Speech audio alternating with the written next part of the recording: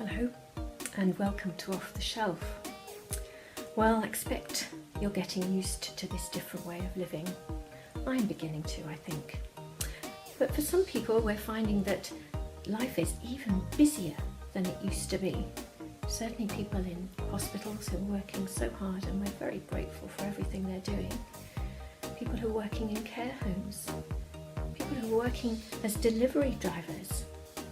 People who are working in shops and supermarkets so that we can get the food that we need. And people who are helping to keep clearing our rubbish. Some are working really, really hard and long hours. But other people are finding that life's really not very busy and it's much slower than it used to be. We're not rushing from one place to another in quite the same way. We're certainly not able to travel as fast as we were travelling before. And for some, people are feeling a little bit bored. So people are experiencing different things in this different time.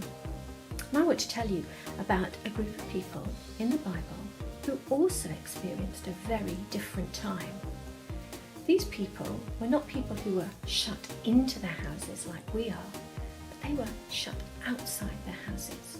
They were driven away from the houses and the homes that they'd been living in, from the country that they were living in, where they had been treated very, very badly. And they were sent off to a new country, or to find a new country, a new home. But that involved a long journey through the hot desert. And for some, that meant as they travelled that they were busier than they'd ever been before, because they were having to pitch tents and make meals for all the hundreds of people that were involved in this long journey. But for others, life was a bit boring because they were having to sit around waiting all the time for other people to catch up, or waiting for their meals, or waiting for the tent to be pitched, ready so that they could have their night's sleep. And these people travelled through the desert, and if you know anything about deserts, you'll know that there's not very often very much fresh water, and it's difficult to find food. But amazingly, they found that God provided for them.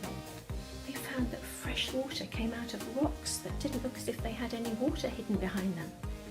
They found that in the mornings there was a lovely, sweet, honey-flavoured little biscuit type substance on the ground that they were able to collect and have for their breakfast. And then in the evenings they found that nice big fat juicy quail were landing near their campsites, and they were able to catch them and cook them for their evening meal. And so they found that God was providing for them. He even provided for them at night time when they sometimes had to travel, and there was a big bright light that shone in front of them, and they were able to travel and follow that big bright light. And it kept them safe, it helped them to know where they were going, and they weren't wandering round and round in circles. But in the daytime, that light wouldn't have been any good, and so they found that God provided a column of cloud that was able to lead them through the desert and help them to find their way on this very, very long journey. So amazingly, God did provide for them, but because life kept on and on over many years being unsettled, some people got very frightened. And when people are frightened and anxious, sometimes that can result in people getting upset and angry and starting to complain. And that's certainly what happened to these people. They were complaining and moaning and saying, oh, it was better when we lived in our other country, even though they knew they'd been treated so badly in their other country. But they couldn't bear the thought of having to keep on going in this long journey that they were on. But eventually they arrived and things settled down and they were grateful. But I think we're tempted at times when we get anxious and frightened and lonely and not sure where things are going. We're sometimes tempted to start complaining and grumbling. And I've found one of the best things to do when it's a situation like that is to think of things to be thankful for. And I want to show you a little way of making a collection of things to be thankful for. I want to collect some paper from off my shelf. So, another piece of scrap paper. And that if you just fold this piece of scrap paper in half like that, one sharp fold, and then again in half, and another very sharp fold, and then a final third fold. Again, make it as sharp as you can, and open it up, and on the side where the fold is, not where the opening bit is, take a pair of scissors and cut into the middle.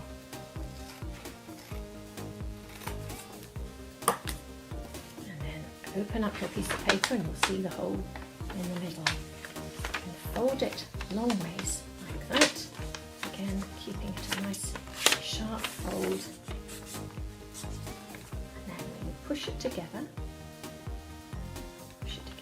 that it folds itself into a little book.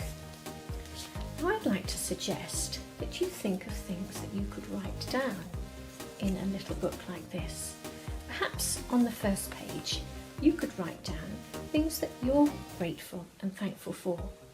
Perhaps you're grateful and thankful for the fact you've even had some nice breakfast this morning.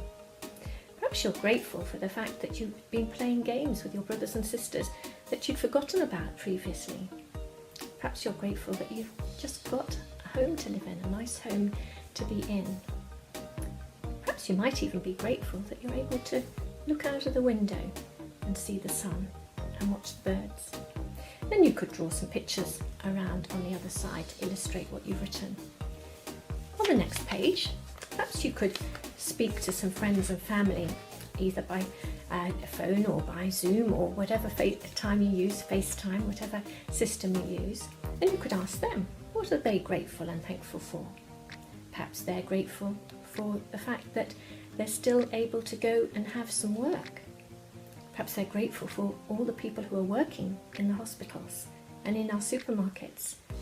Perhaps they're grateful for people who are helping to look after each other in these difficult times. And again, you could illustrate it with some pictures on the other side. Then on the final page, this might be a bit more difficult, a bit more challenging. You might like to talk to other people about it as well and see what are the things that we could give thanks to God for in our world at the moment. Some people are noticing that the sky seems even bluer. Perhaps we could write that down. And in other countries, people are saying that they've been amazed at how kind people are being and helpful people are. And so find things from around the world that you could write down on your piece of paper there, and then again you could illustrate it. Because when we look back at the things that we can say thank you for, that so often makes such a big difference to how we're feeling. And certainly the people in the desert, when they were making that long, long journey, they looked back on that time and they found that God had been with them all the time. He'd never left them, he'd never forsaken them, and he'd looked after them, and he brought them through safely. Enjoy making your little book of thankfulness. Perhaps you could change the little pages into prayers that you could then say to God. Thank you for joining me. Bye-bye.